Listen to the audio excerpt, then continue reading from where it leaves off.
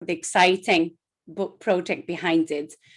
I am Dr. Violeta Moreno-Lax, reader in law at Queen Mary University of London and visiting professor at the College of Europe in Bruges, specializing on the area of freedom, security and justice of the European Union. So I'm very pleased to be chairing this session today, which is going to take us directly to border security and responses to hybrid threats within the European Union, which is an area I am particularly interested in.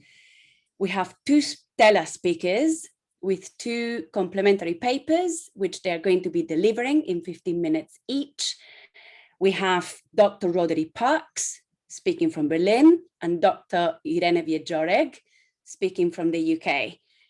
I will be introducing each speaker in turns, giving them the floor, and then immediately opening for a quick round of Q&A. So please raise your hand or type your questions in the chat box. So our first speaker, you have your cameras on, so thanks for that, is, as I was saying, Dr. Roderick. He's head of the Oppenheim Center for European Studies at the German Council of Foreign Relations in Berlin, where he's also its research director.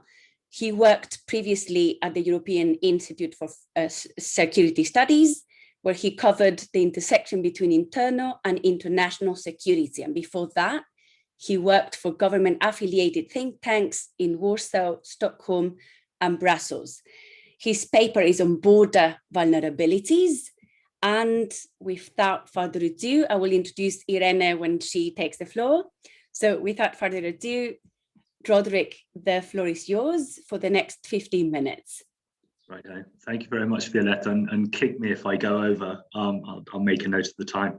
And you can hear, sorry, I've got a bit of a cold as well, somehow managed to pick it up in lockdown, so I hope you can understand me. Let me start by sort of raising the question, why talk about borders in the context of hybrid threats? Because I think most of the association, and this is reflected in the program itself, is around things like cyber attacks, outages in infrastructure and so on. Or disinformation campaigns, and we don't usually associate borders with hybrid threats particularly. So I want to go a little bit beyond a sort of listing of border vulnerabilities, as the title suggested, and actually sort of make a broader argument in the next 50 minutes. And for me, that's that the 2015 Schengen crisis is really the formative event that gives structure to the EU's whole thinking about hybrid threats. And I say that because at the time I was working for the EU at the EU Institute for Security Studies, which is an agency of the External Action Service. And as Violeta said, I was dealing with the intersection between internal and external security. And all we talked about at the time were hybrid threats and how we should understand them. And for me, it was the first time I think that the EU itself had experienced what I would call a sort of hybrid threat with European characteristics. So it was for the first time that the EU itself was the main object of attack, and external adversaries were tailoring their actions to EU attributes. And I think for many people in this sort of field, it's simply not thought of in that way. And when Luigi got in contact and said, "Well, I talk about borders," he said, "But don't talk about migration because that's not really a hybrid threat. And find a good way in." And actually, it was so central to what was playing out in 2015. I think the Schengen crisis is overshadowed for two reasons. The first is that it happened sort of almost simultaneously with the crisis in Ukraine, and I think most of us think of that as the sort of formative event that mobilized the EU to think about these issues. But as far as I'm concerned, the Schengen crisis was useful because it moved the EU away from the kind of response that it put in place for Ukraine. So until then, we had focused on external crises outside the European Union in which the EU was being politicized in some way, or we had focused on a potential attack on a single member state like Estonia, or we had thought about the sort of collateral damage to the EU that might happen through one of these, but we hadn't thought about the EU itself being a target, its territory and its citizens. And the second reason I think were the Schengen crisis is a bit sort of overshadowed is precisely because of the documents on cyber attacks and infrastructure and disinformation. But actually none of those are precisely about hybrid threats. They're about individual outages or attacks, and they miss, of course, the hybrid element of how things are linked up. And again, I think Schengen was the first time that that really happened, that we saw how these different domains could be linked up. But you know, we are overshadowed on the sort of cyber side and so on. So I mean that just by way of sort of setting up my overall argument, that I think that Schengen is the sort of forgotten crisis that actually runs through the EU's whole approach. And I think it plays out in a legacy today. Just a couple of words on that, and then I will finally come to borders and sort of, you know, how we deal with borders from a hybrid perspective.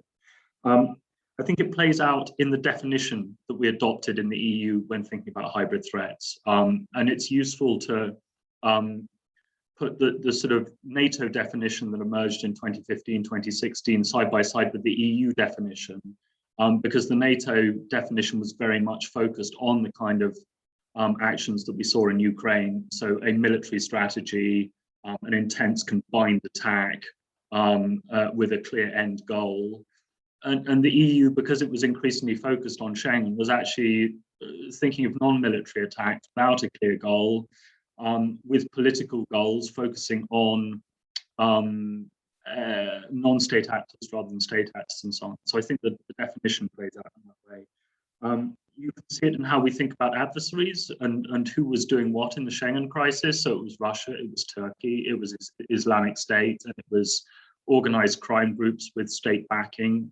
We're all trying to influence the European Union politically, and I think that left its mark on our thinking. And finally, I think it mattered who was in the room at the time from the sort of Home Affairs side. So that, I think, has left a legacy that we expect networks of EU agencies to pull together when a hybrid threat hits, because that's how we dealt with it during the migration crisis. I think it mattered too that the Commission of the Security Union, Julian King, was sort of sitting around sparely at the time. You know, it was post-Brexit, and somebody needed to give him a job. So he's got this sort of non-job, and then that turned out to be exactly what we needed, because his job was to sort of pull together bits of the EU machinery and to try to identify competencies which weren't being used, and something that was precisely the right approach. I think it mattered that within the council, the IPCR, the Integrated Political Crisis Response Mechanism, had just been triggered for the migration crisis per se. And then that sort of structured the way we thought about, again, the sort of hybrid element of it. And it mattered that IPCR is connected to the solidarity clause. So that brought it then within that framework.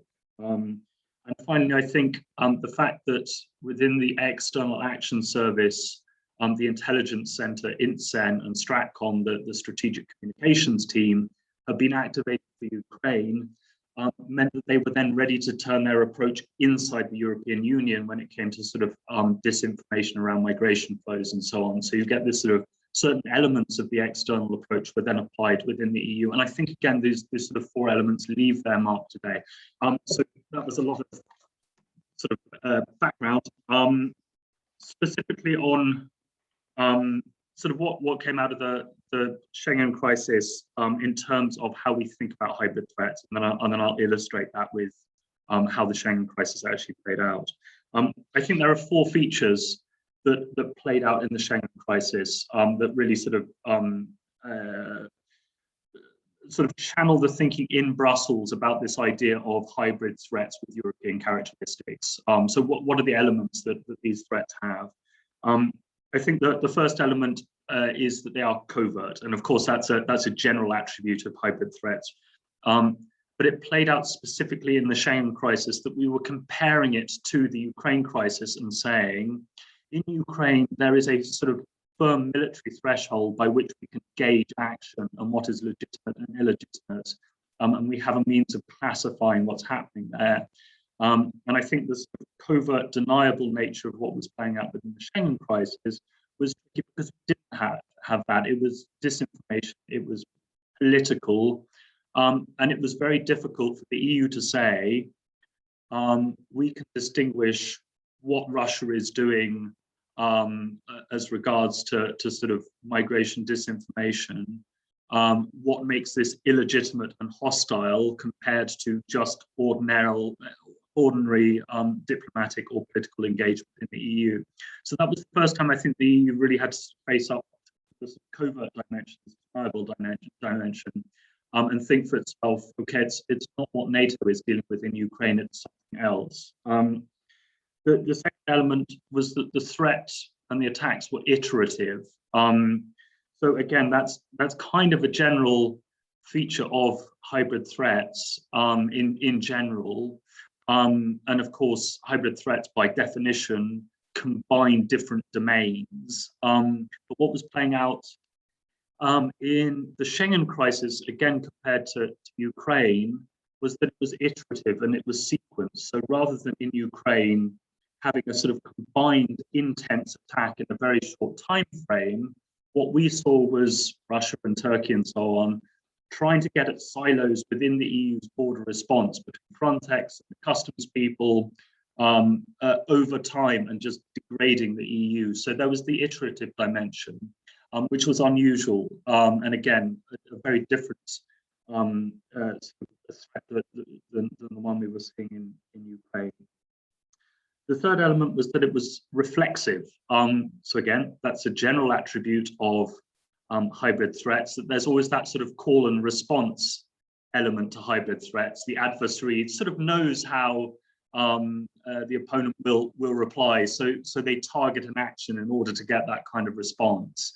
But in the Schengen crisis, our sense was that because the EU is such a complicated actor, Russia and Turkey and Islamic State and so on didn't know how the EU would respond. So it was very much a sort of probing strategy of sort of, seeing how the EU would respond if they directed a migration flow at a certain point in the EU, what would be the response? And again, the difference there to Ukraine is that it meant that Russia and Turkey and co didn't go into that with a firm strategy because they had no idea how the EU would respond. So the reflexive nature is about sort of seeing what the EU does in response to what they were doing. So again, that made it particularly tricky and very different to the classic military hybrid attack. And fourthly and finally, I think the last element is the sort of relative nature of the threat. So again, that's a general attribute of hybrid threats, that you try to take your opponent's strengths and turn them into weaknesses. So, Russia may take the US's insistence on freedom of speech and then use that for a sort of disinformation campaign.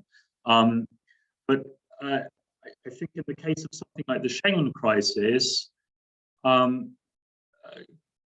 countries like Turkey and Russia were able to sort of flip an experiment like Schengen on its head and say, this is an example of EU exceptionalism, the EU breaking sort of international rules around sort of territory and borders and so on, to introduce an element of sort of whataboutery around sort of visa liberalization and, what's the distinction then to Russian passportization, etc. So that was the sort of fourth element that we came across. This relative nature was particularly tricky because of Schengen, and it had been such a success. And then other countries were able to turn around and say, but hang on, you've rewritten the map of Europe. So essentially, why shouldn't we? So those are the sort of four attributes. Very quickly, in the last couple of minutes, let me talk about specifically. Oh, I've got 5 minutes. Violeta, that was a strategic mistake. Right, okay. But I will be quick. So, I mean, what did these actions actually look like around these sort of 4 elements? So on the sort of covert side and this deniable side, I mean, what we would come to think of now, I think, as a classic disinformation campaign aimed at the European Union. But remembering at the time that this was pretty novel, and we hadn't really experienced that before. So, I mean, a couple of examples. One is the sort of classic example of what was playing out in Germany, sort of disinformation about the New Year's Eve celebrations in Cologne and around the sort of Russian expat community in Berlin, sowing up fears about dangerous migrants and insecurity. You saw Islamic State during the Paris attacks. The people that were sent into Europe, although they were French nationals, essentially posed as refugees and asylum seekers, and went out of their way to register at as many refugee centres on the way into France as they could, again, in order to sort of sow the idea that Muslim asylum seekers were somehow dangerous. And thirdly, we saw from the sort of organized crime side of things that smuggling groups were using Facebook, Twitter, and so on in order to influence the legislative process in Brussels in a very targeted way. So putting messages out there, trying to frame the media picture of what was going on with the refugee flows. So that on the sort of covert side, again, that all sounds to us today, 5 years on, quite a classic disinformation campaign, but at the time it was quite novel. Secondly, the iterative nature of the threat, how the sort of different silos were attacked in sequence. I think what we saw was, I mean, in a classic way, the use of mixed migration flows, and that certain groups of people were being facilitated across the border by Turkey and Russia in order to get at silos between customs police, immigration, Frontex, Europol, and customs authority. So a very targeted use, we felt, of mixed migration flows to the border. Secondly, there was a sense that Russia in particular was picking off different states on purpose by directing migration flows at them, meaning Finland, Norway, and Turkey. So getting at countries that are either in NATO or in the EU or in Schengen, but not in all three, in order to sort of get at differences between solidarity regimes when it comes to migration. I think we also saw sort of attacks right now, 2 minutes, attacks on southern, eastern, and northern borders in the EU, but in a sort of sequenced way that looked quite deliberate.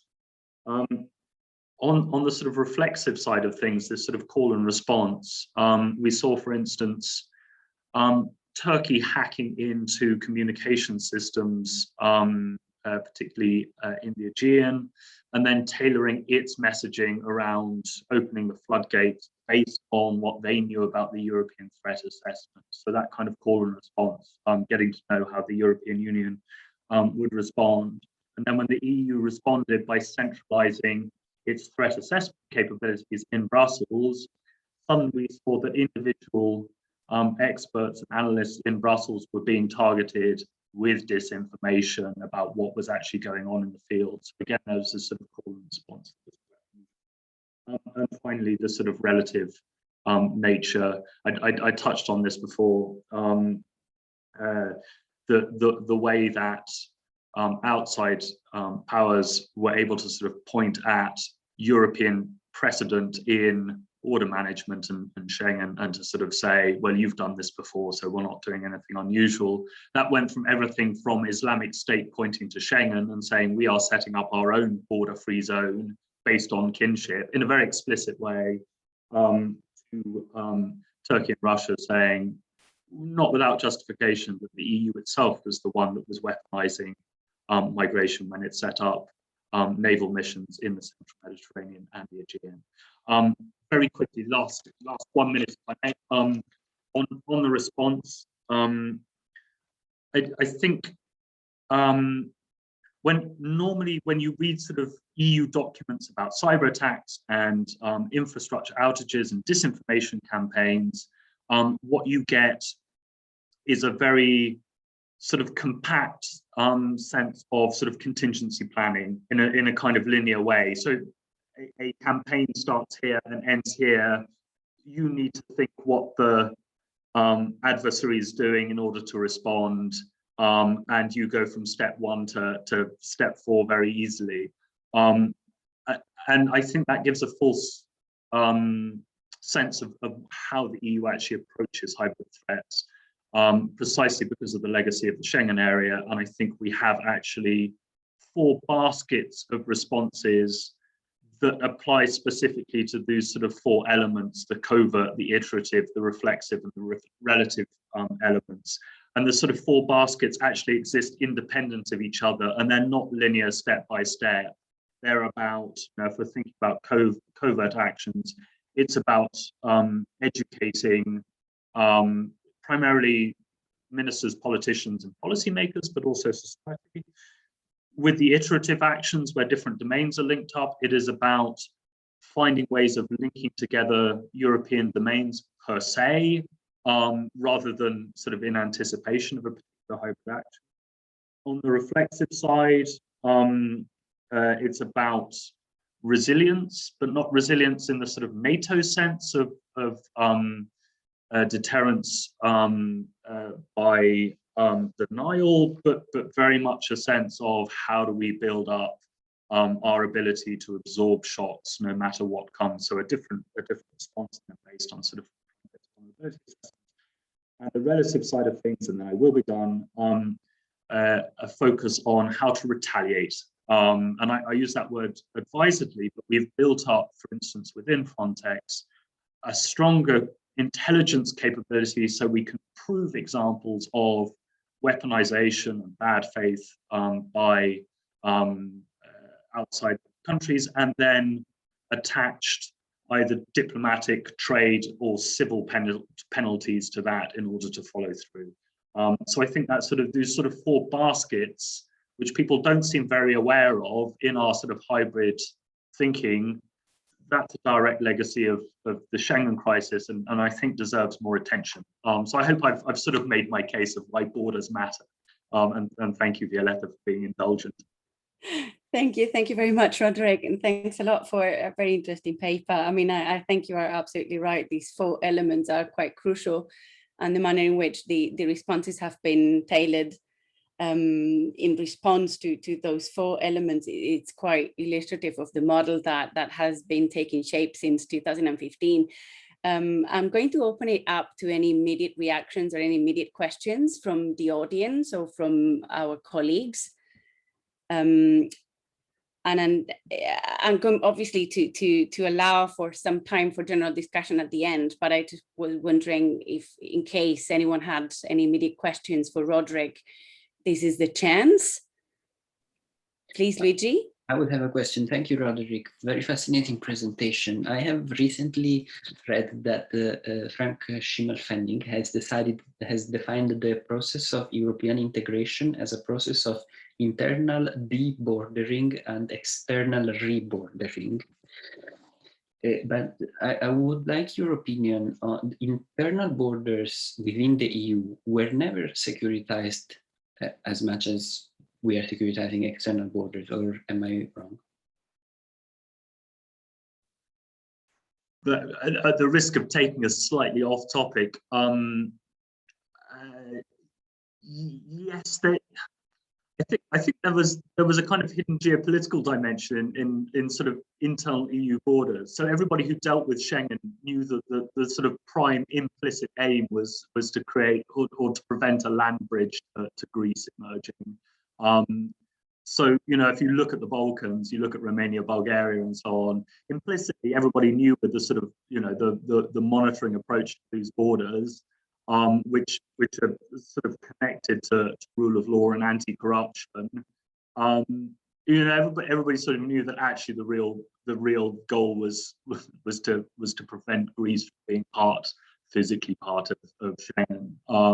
And then there's something similar around I think, how Cyprus is treated and behaves within, the EU/Schengen area. That for itself, it has decided that it has no ambition to become sort of fully part of Schengen for fear of, looking out of the window one day at Lebanon and the Levant and becoming a sort of transit sort of stop on the way into the EU. So I think internal borders, there was always a kind of geopolitical element there, but it was kind of dressed up in the political rhetoric of you will join Schengen fully one day, so sit tight. I think that was always there. Does that at least sort of half answer the question? Yes, it does. Thank you. Thank you. Are there any further questions for Roderick? If not, I mean, you can keep thinking about them, obviously, and we're going to come back to both papers at the end after hearing Irene's presentation. So Dr. Wieczorek is an assistant professor in European Union law at Durham Law School, which she joined in 2019. She's also co-director there of the Institute of European Law. And before coming to Durham, Irene was a research associate at the University of Cambridge and at the Université Libre de Bruxelles in Belgium. Her research interests are in the field of European criminal law and interstate cooperation in the fight against crime. And she's particularly interested in the legitimacy and constitutional dimension of this form of cooperation, which she has actually explored in a very recent monograph, which was published last year by Hart, The Legitimacy of European Criminal Law, which I think is also a topic that lies at the heart of the presentation that she's going to be offering to us today. The title of which is EU Criminal Law on Drug Trafficking Between Utilitarian and Deontological Rationales.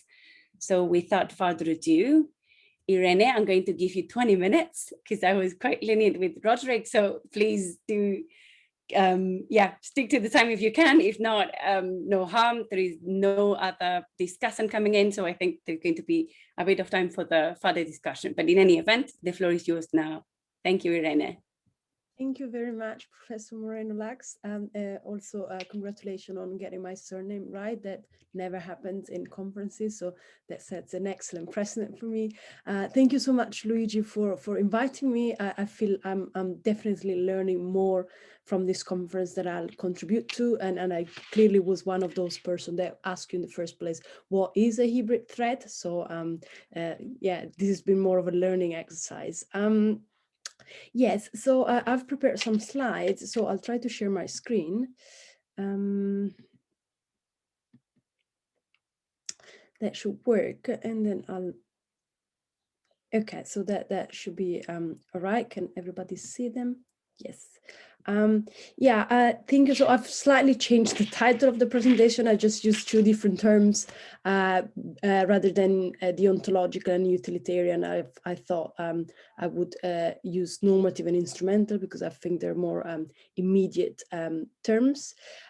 So I'll just start with a brief introduction of what I'll be talking about. I'm afraid I'll talk of another area that was not covered in the previous presentation, though I mean one of the points that I want to raise is that there is a lot of intertwining between these border issues and threat issues. So hopefully it's not too it's not exactly mirroring the debates on migration because I'm focusing on drug trafficking, but hopefully it's not too disconnected from one another. So the first thing I'll do in the presentation is indeed clarify the scope of the chapter I've been asked to write and which I'll focus on, which is the EU regulation of international drug trafficking, of the fight against drug trafficking, obviously not drug trafficking as such. I'll then clarify what is my research question, which in short is why is the EU acting in this area? What are the rationale for EU action? I'll then clarify what is my analytical framework. So what type of rationales do I have in mind and what type of rationale do I will I be looking at? And that is what comes from my book indeed. I'll then draw some conclusion on what I think the EU is doing in the field of drug trafficking, and a little spoiler alert, I think it's working a bit too much on the basis of a normative rationale, which ends up in the approval of symbolic criminal law. And then I'll point out what are the avenues for further research, which are mainly for me. So what I want to explore with this chapter. And needless to say, this is not even a work in progress. It's basically a set of research questions. So any comments are welcome, and hopefully the paper will develop throughout the next month. Okay, so in terms of the focus of the chapter, let's put some boundaries to what is the scope of the research. So the EU has a fairly developed drug policy, so what we could call a drug policy, which has basically two legs. One is a public health leg, and one is a criminal justice leg. So the objectives of the EU in this policy area can be summarized as developing programs that prevent the initiation of drug by known users and help drug users to reduce their drug consumptions. And that would be the public health aspect of the discussion. And it also has adopted a number of instruments that are meant to regulate and control the supply of illegal drugs. And that's where the criminal justice instruments comes in. So the reason why I'm pointing this out is because while I was doing the literature review, to my surprise, the discussion on criminal law and drug trafficking was very much embedded in this broader debate on EU drug policy. So I think that's the direction that I found in the literature. So I felt it was important for me to clarify, at least for myself, what am I looking into? So what will be interesting for this chapter? And that is the criminal justice dimension to it. One last point in terms of scope clarification. So the EU has the competence to regulate cross-border crime. So there is a treaty requirement that explicitly say that the EU is acting in the field of transnational crime. So what the EU is targeting with its legislation, we can discuss whether, with how much accuracy is doing that, but what is officially meant to tackle is the fight against international drug trafficking. So it's not internal production and manufacturing of drugs. So that's what I'll be focusing on. In terms of what is the legislation on drug trafficking adopted by the EU, or what is the place for this objective in the EU legal order, I think what I found very interesting while doing the research was to find out that, well, as some of you might or might not know, the competence for the EU to act in the field of criminal justice as one of the areas in which the EU has progressively gained more and more competence. So it has not been set from the start. It's been an object of a progressive expansion. But it was interesting for me to see that drug trafficking was one of the very first objectives. So the fight against drug trafficking was one of the first objectives that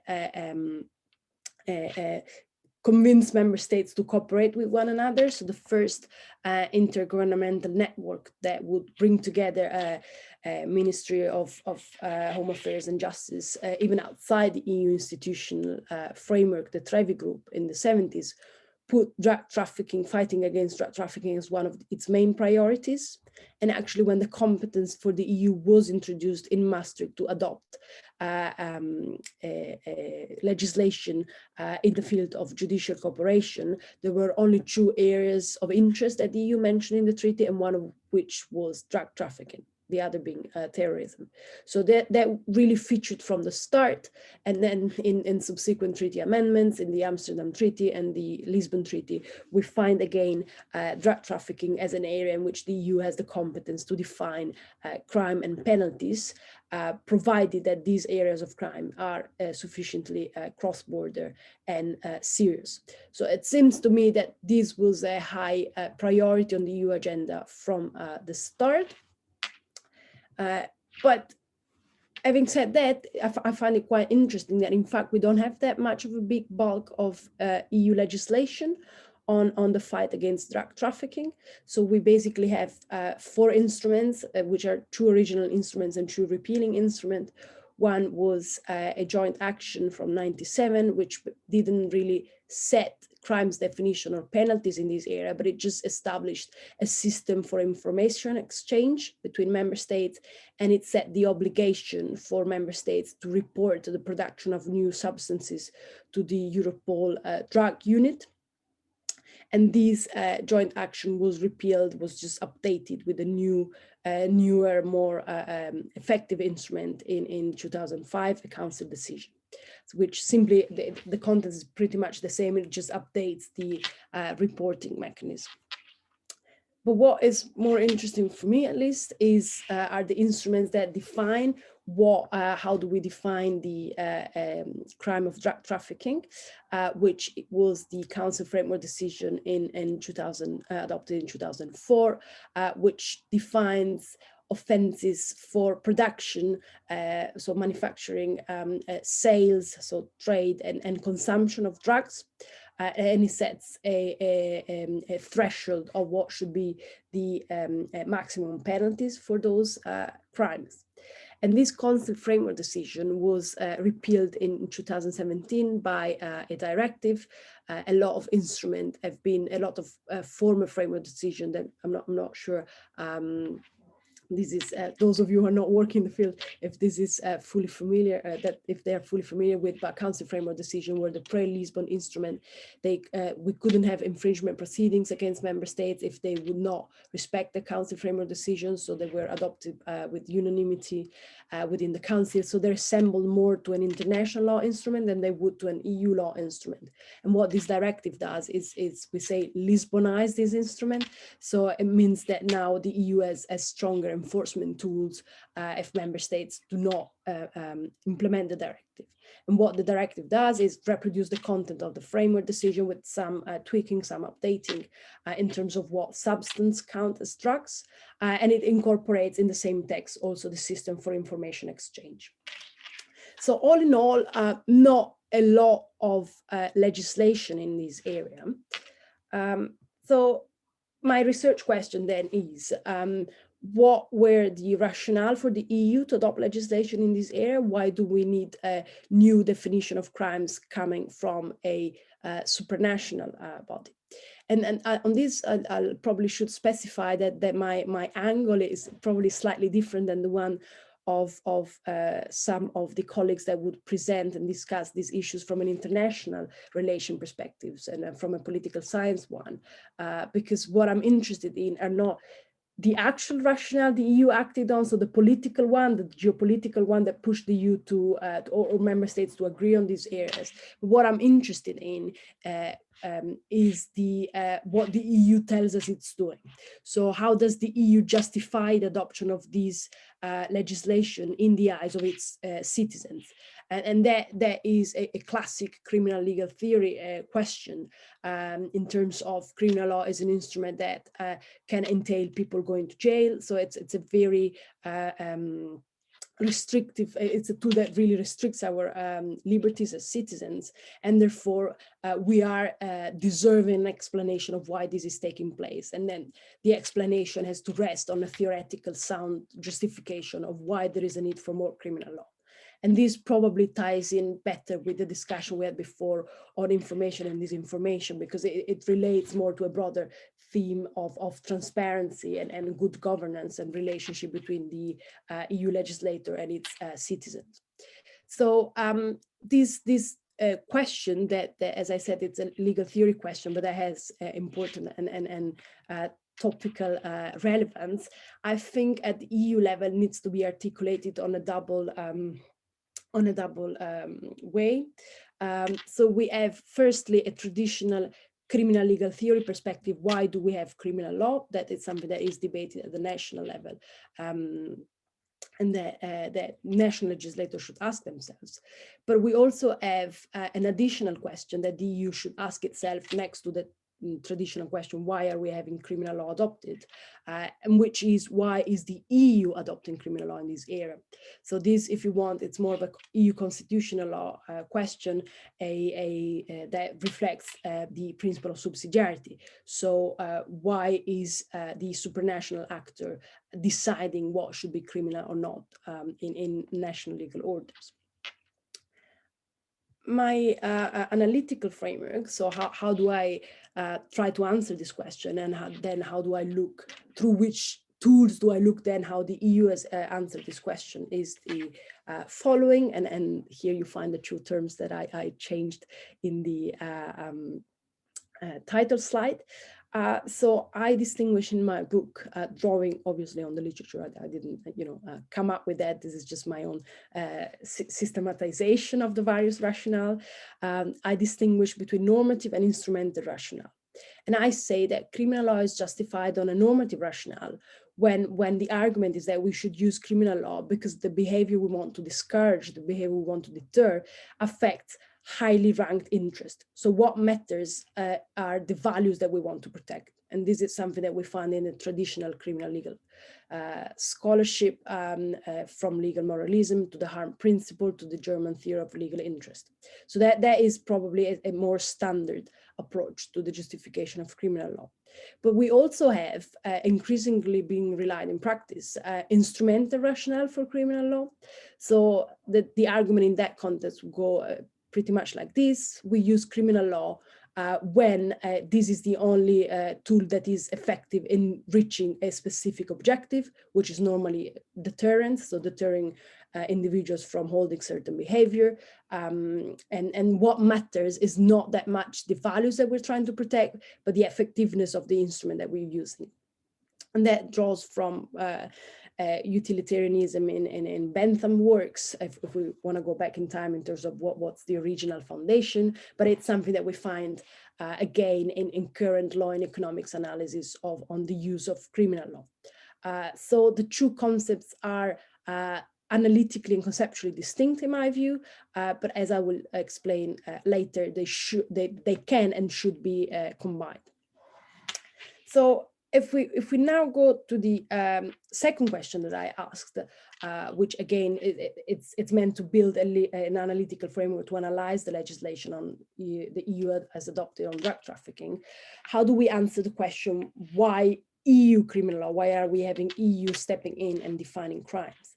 And I think the answer to that it's again can be read again by relying on the same dichotomy between normative rationales and instrumental ones. So the answer, if we want to give a normative answer to why are we having EU criminal law, well, the answer would be that the values that we're trying to protect via criminal law are so important that all EU member states should rely on criminal law to sanction those behavior that affect those values. So it's, if you want, it's a heightened normative rationale that we need when the EU acts. And the instrumental perspective that should answer the question, why do we have common norms? Why do we need EU common norms in the field of criminal law?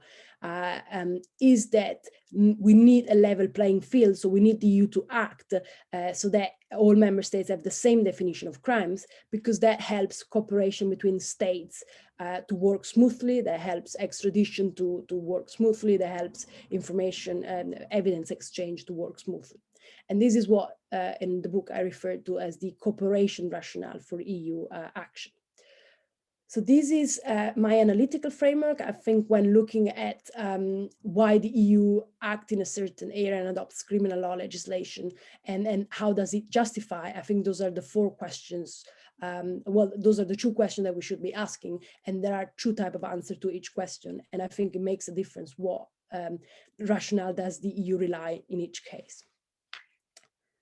So the reason why I said it is important to distinguish is because my argument is that we should have both normative or deontological and utilitarian rationale. So the argument I'm developing in the book is that criminal law is such a harsh instrument, and especially the EU stepping in, it means that this is not just happening in one country, but it's spread out throughout all EU member states, that we can't really afford to have criminal law having a weak justification. We need to have a broader, more sound justification for EU criminal law to be considered legitimate. And the term I use are symbolic criminal law, for criminal law that is only relied on, that is only justified on deontological or normative rationales. So that would be when the EU uses criminal law just to show what values are important, but it's actually a useless or unhelpful tool to deter the behavior, and it just adds unnecessary restriction to citizens' liberty.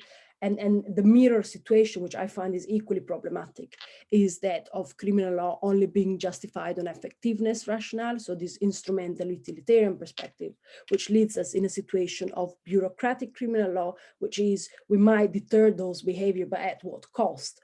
So we're really putting people into jail for behavior that do not affect values that are so important.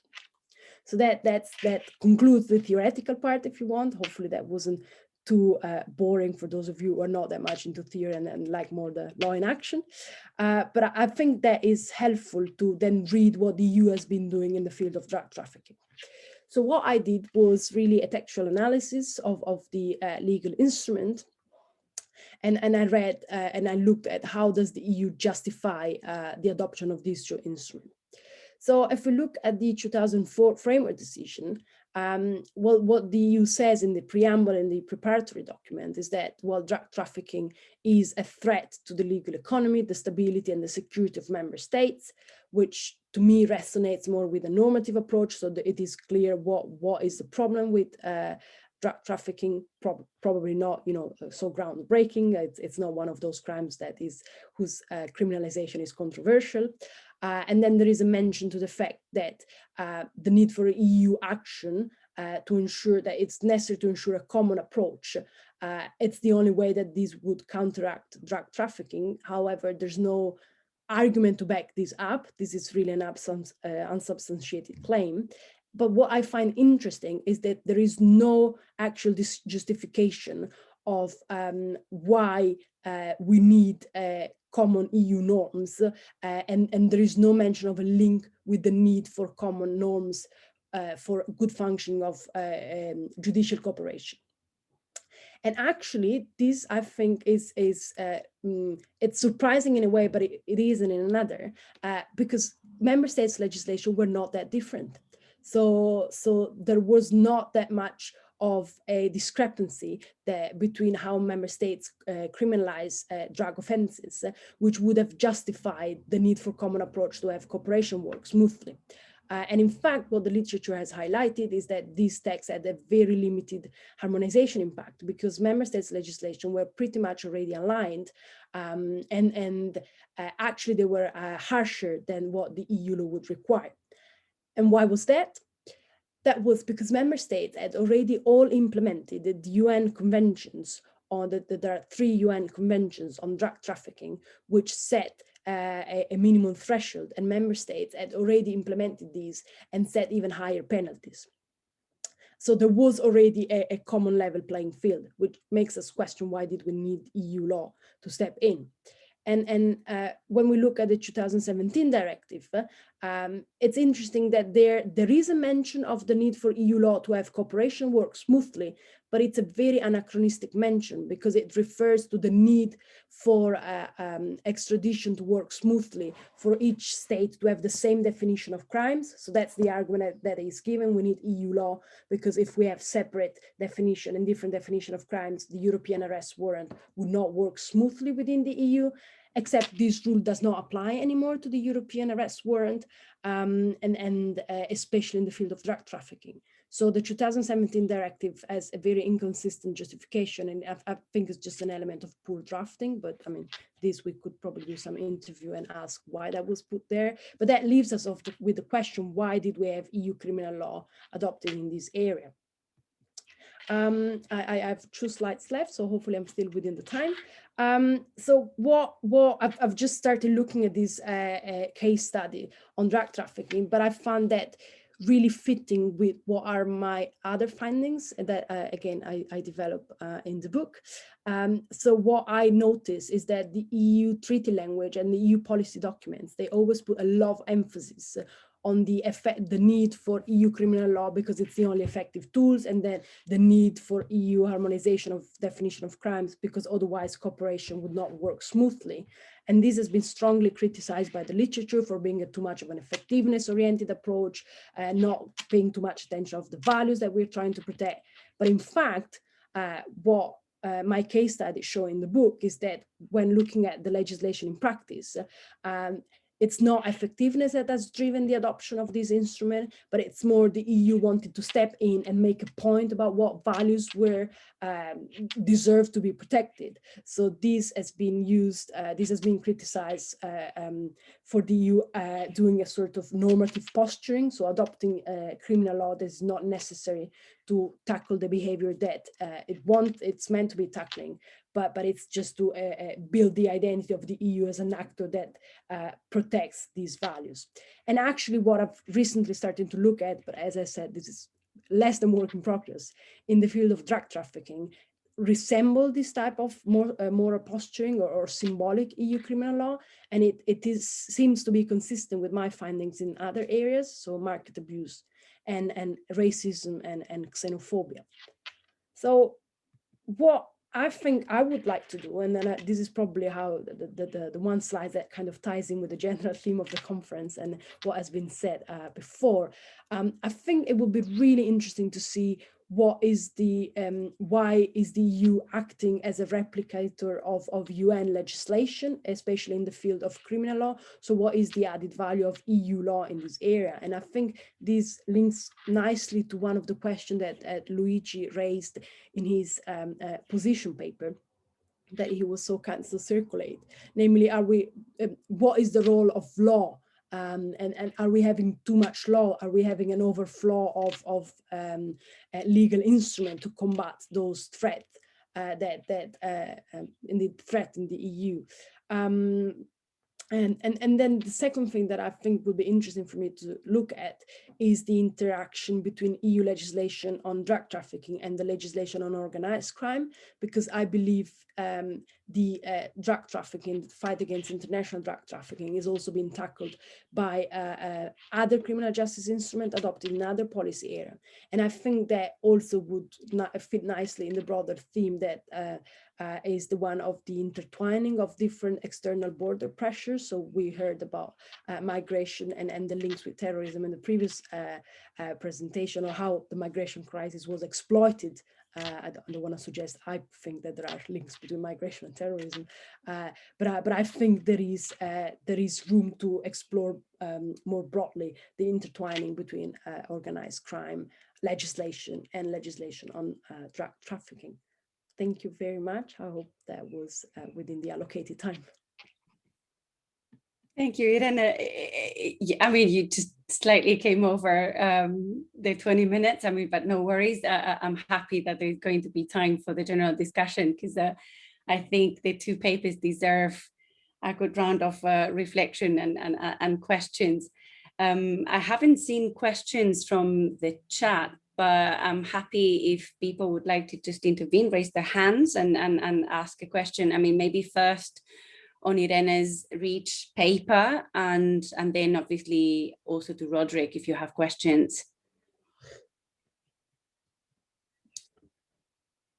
I can actually break the ice if people would not, I mean, are still gathering their thoughts. I was actually quite intrigued, Irene, by the efficiency and economic, I mean, the utilitarian arguments to justify criminal law.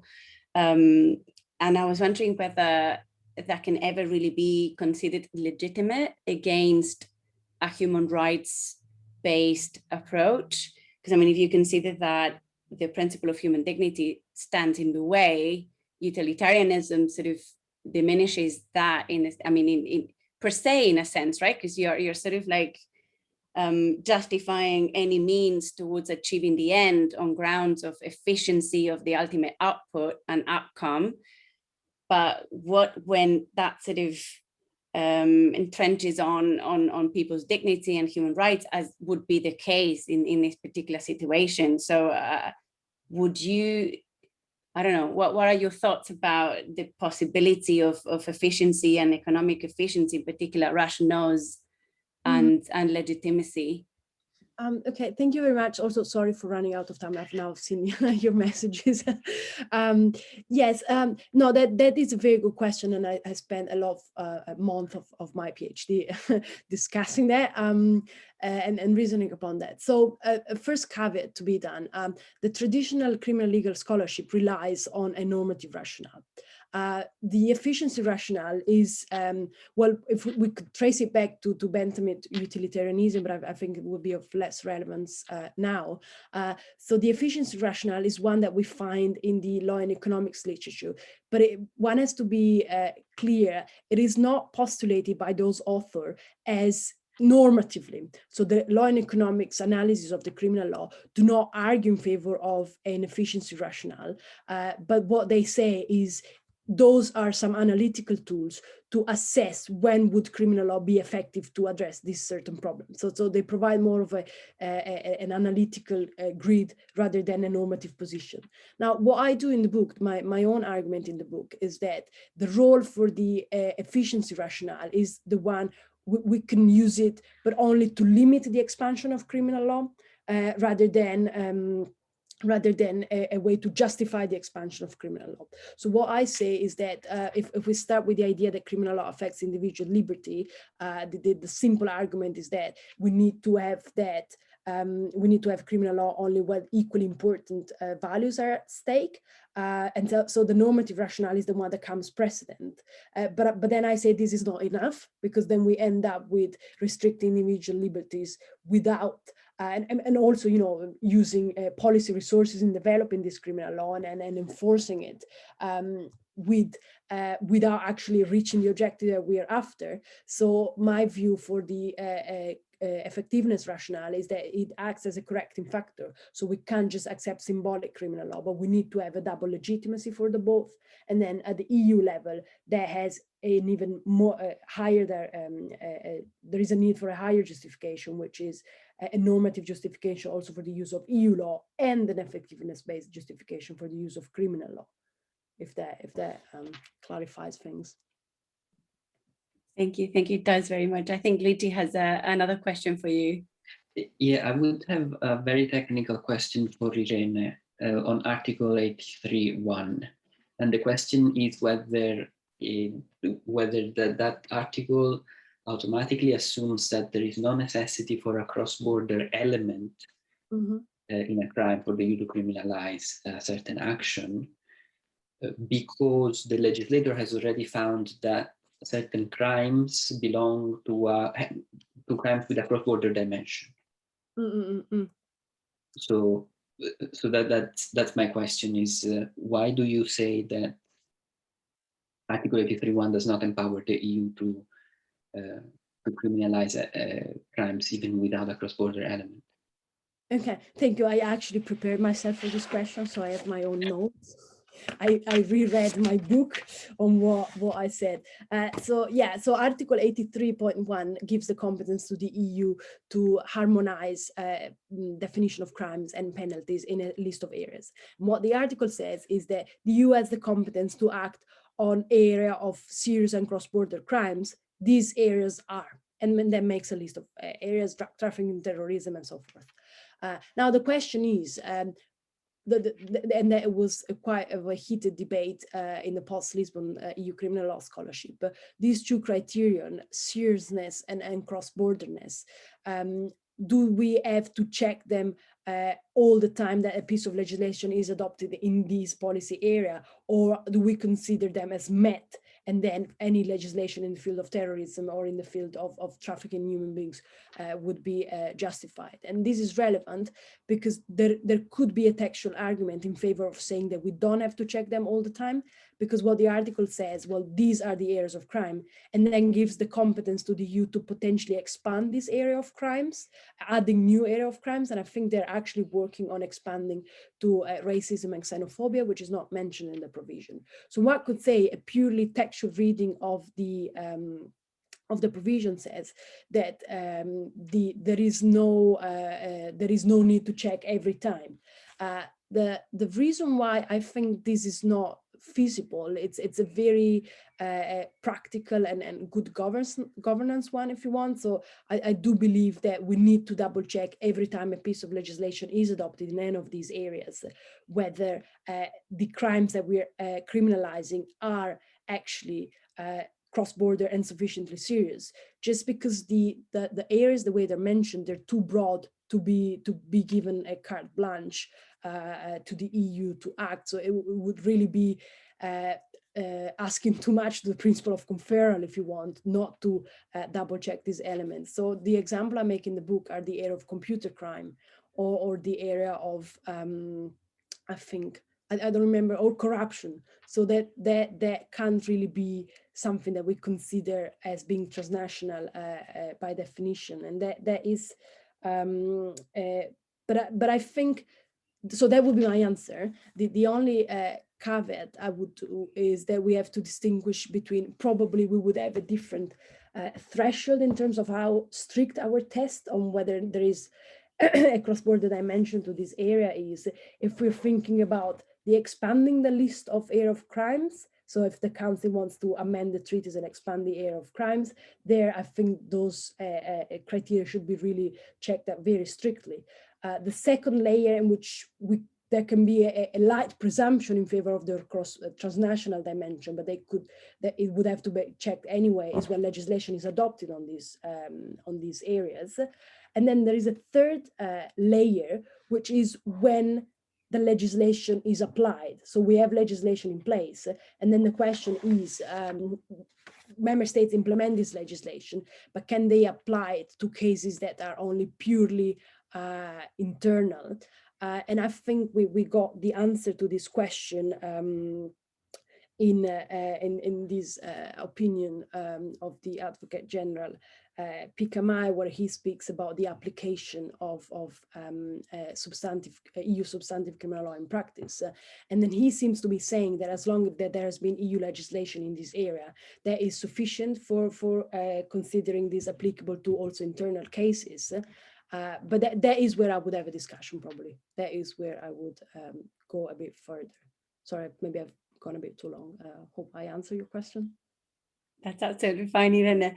I'm going to pick another question that we have received from the chat. There is one for Roderick and one for you, Irene, but let me give Roderick the floor first, and then I'll return to you. So for Roderick, Alina is asking so whether the EU developed in the recent years a security narrative in different ways, right? Touching upon Europe that protects, a security union, a strategic autonomy. And so the question is security seen as the new motor for European integration? And maybe if I can just piggyback on that, Roderick, because I mean, you promised that you would have touched upon the approach to the hybrid threat represented by COVID, but you didn't have time. So maybe, I don't know if maybe, yeah, those two things could be linked in your response. Sure. To Alina's question, the term motor for EU integration is a good one in this case, because I think this comes back to France and Germany and them positioning themselves as the sort of motor of integration. So the sort of Europe that protects side of things and the strategic autonomy side of things is France and Macron jumping up and down and trying to drive forward European integration, and European integration then based essentially on French geostrategy uploaded to the European level. And his idea, I think, of motoring along involves bringing various in particular, international issues to a head, making a crisis of them, hooking up with his friend, the president of the European Council, often sort of threatening to establish a core Europe and exclude Eastern, Northern member states that don't play ball, and that's designed to sort of trigger Germany into action. And I think the other half of this, security union, strategic sovereignty, is how Germany responds. So Germany takes it out of the European Council and into governmental relations, and instead its friend Ursula von der Leyen, and makes use of commission mechanisms to deal with the sort of international problems that France has put on the table. And you get then the sort of leveraging of the internal market for international purposes, sanctions, trade leverage, regulation, the Brussels effect. So these for me are the dynamics behind these words. They come very much out of the sort of dysfunctional relationship between France and Germany, of which the rest of the European Union is currently the victim. Whether it is a motor for EU integration, or whether it's a motor for Germany to turn around after France has politicized things and threatened to exclude member states, and for Germany to say, well, here is a pro-integration, commission-based, inclusive approach, Poland or Sweden, which essentially they have very little say over because the alternative is being excluded. I'm not sure if that makes it properly integrative, but I also think it's probably a sort of a result of the current dynamics between Macron and Merkel, and it'll be interesting to see how that changes with the elections here in 3 or 4 months, and then the elections in France. That sort of bilateral relationship may shift. So sorry, that was a sort of long answer, but it's for me these words are very much tied to that idea of how we motor EU integration. And Violeta, your question about COVID. I mean, maybe as a kind of preamble, what's interesting for me is how much the EU response to COVID parallels the migration crisis, not just around hybrid threats. So I was chatting to a colleague of mine yesterday who, during the COVID crisis, was managing the foreign ministry's COVID response, and everything he said the German foreign ministry had done in COVID, it had done exactly the same in the migration crisis. From pushing for big international treaties, right down to setting up like a data center, which is doing on COVID at the moment, which it did on migration with Jim back under the IOM. So the whole curve of that sort of crisis response, the migration crisis response, followed the same pathology.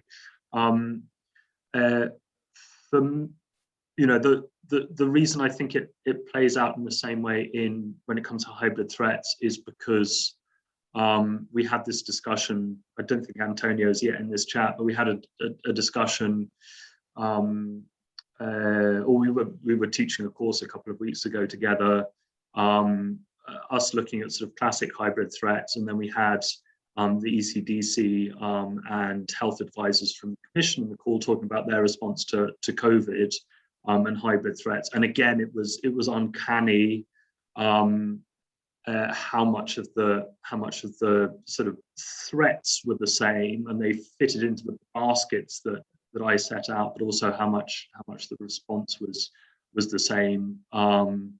The same mix of the EU being the target, the leveraging of cross-border flows and supply chains, coercive measures linked with sort of disoriented, etc., etc. So, I mean, in general, it is the exact template. And so very quickly, the question for me is whether it's good that the Schengen crisis then provides that template, because we didn't handle that very well. And I'm not sure we're handling the COVID one very well either. So that's the last sort of question for me. Like, I can see the parallels, but is it a good thing? Probably not. Anyway, so that was Thanks. Yeah, I think I agree with you that there is a one-size-fits-all approach that has developed since 2015. So yeah, whether that's a good thing or not, it's for everyone's judgment to consider. There is a question for Irene from Julia. I think it's related to your normative posturing point, right? And it goes like this. Do you think that the need for EU legislation on drug trafficking is actually related to the social reality and institutional reforms in the EU? Talking about social reality, the biggest drug cartels concern more than one country in the EU. In this sense, the presence of EU law makes the prosecution of these cross-border crimes easier within the EU.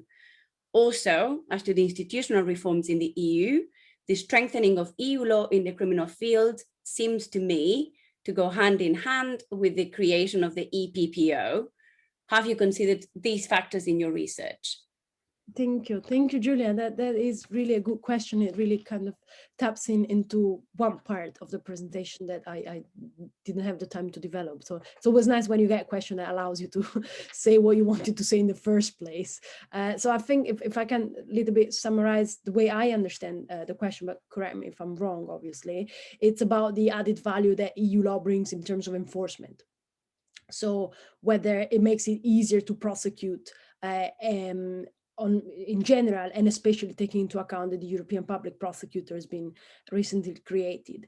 Now, why I say this is an interesting question, because the debates on why the EU is replicating international law, normally one of the arguments that is brought in is that the fact that the EU has more teeth in a way in terms of enforcement. So international law, if member states do not implement international law, then obviously they can be brought before the International Court of Justice, but it's much more of a longer and cumbersome process than what would happen if member states do not implement a directive and they can just be brought before the Court of Justice. So that is normally why there is that was one of the arguments, for instance, for justifying why legislation in terrorism in 2017 was adopted, basically replicating, copy and pasting what was already in the United Nations Act. And that could be a good argument in my view, if it wasn't that in the field of drug trafficking, we found ourselves in a situation in which EU member states were already compliant with UN text and actually went even higher in terms of strictness of policy. Strictness of sanctions and severity of sanctions. So the argument that international law, so EU law helps the enforcement of EU law itself because it has more teeth than international law, I don't think it's necessarily a valid one in this context. But now that's one layer of enforcement. Then we go to the second layer of enforcement, which is the enforcement not by the Court of Justice of EU law in member states, but it is the enforcement by national courts of domestic law that implements EU laws. And I think part of the question is, doesn't the presence of EU law helps enforcement of national criminal law at the national level, considering that there are the drug trafficking is operating on a more and more international scale. And this is where I think the EPPO comes in, because EU law as such doesn't have the power to bind national courts in terms of how do they decide and how do they prioritize cases, for instance. But the EPPO comes in as the first operational agency of the EU that has power to intervene in national courts and determine the actual enforcement of national criminal law deriving from EU law. Thing is, the EPPO has been established to deal with EU financial crimes for the time being. So from a competence perspective, drug trafficking would not necessarily fall within the scope of action of the EPPO. However, one should not lose sight that there is the possibility for the member states to amend the treaties again and add new area of crimes to the competence of the EPPO. Therefore, this could be a virtuous development in the future. But I don't think this is what the legislator had in mind, the EU legislator had in mind when they adopted the legislation on drug trafficking. So I think it would be a positive unintended consequence if hopefully that answers your question, Julia. If not, we can also have a separate discussion. She appears to be satisfied. So thank you very much, Irene, and thank you both of you. We've reached the end of the session, and we are spot on time. So unless there are like burning issues that anyone would like to address in the remaining minute, I'll give back the floor to Luigi for some housekeeping matters before we break for lunch. Thank you very much. Thank you enormously, Violeta, for sharing this. Thank you, Roderick and Irene, for your presentations. Just to say that we are going to meet again at 2:15 Irish UK time, so 3:15 in Central Europe time for the keynote speech by Antonio Misiroli. And I very much look forward to seeing you then. Bye for now.